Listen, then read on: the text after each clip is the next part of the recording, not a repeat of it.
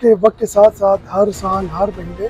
نئے چیلنجز آتے رہتے ہیں، اور یہاں پر جو بھی لوگ مافیا میں ملوث ہیں وہ نہ صرف ایسے اینٹی سوشل ایلیمنٹس بلکہ اینٹی اسٹیٹ ایلیمنٹس کو بھی پروٹیکٹ کرتے ہیں، بلکہ ان کو یوز کرتے ہیں جب ان کے اوپر کوئی کریک ڈاؤن کیا جائے۔ تو اس نیکسس کو توڑنے کے لیے سب سے پہلے پولیس کی اکاؤنٹیبلٹی بڑی امپورٹنٹ ہے۔ پولیس کے اندر ایسا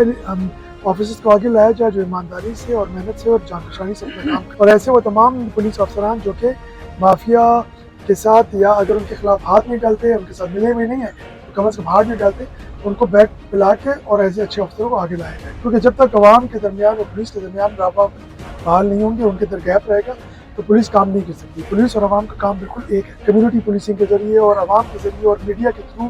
عوام کے اندر یہ سینس آف سیکیورٹی اور سینس آف پروٹیکشن اس کو پھیلاؤں، یہ میرا سب سے بڑا امپورٹنٹ ایک رول ہے۔ اب وقت آ گیا ہے کہ جدید ٹیکنالوجی کا استعمال کیا جائے، کیونکہ جو آپ کے اوپوننٹس ہیں ان کے پاس بھی جدید ٹیکنالوجی ہے، چاہے وہ ٹیررسٹ ہیں، فتنہ الخوارج ہیں،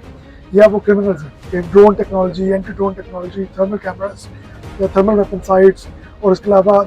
ان تمام چیزوں کا لائیں کہ تاکہ ہم لوگوں کی پولیس کی آپریشن کیپیبلٹیز بڑھے۔ اکثر وہاں پر نہیں جاتے، اچھے افسروں کو وہاں پر تعینات کر کے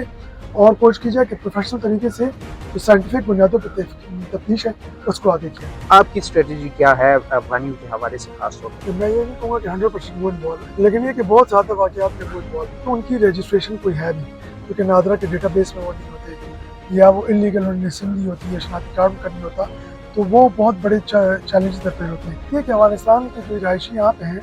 تو وہ ان کے لیے بڑا ایزی ہے کہ وہ ترکوں کا ذریعہ کراس کر کے پاکستان چل جائیں، اور کرائم کے اندر وہ ہمارے پاس کیس انٹریس ہو جائے، یا انٹریس بھی کرنا تو وہ یہاں سے بھاگ چکے ہوتے ہیں۔ ہم کوشش کریں کہ جو انلیگل یہاں پر وداؤٹ ڈاکومنٹس یہاں پر موجود ہیں، جو حکومت کی گائیڈ لائنز اس کے مطابق ان کے خلاف کریک ڈاؤن کر کے تو ان کو یا تو گرفتار کریں، یا جو انلیگلی یہاں پر ہیں ان کو ہم کوشش کریں کہ واپس اپنے وطن بھجوا دیں۔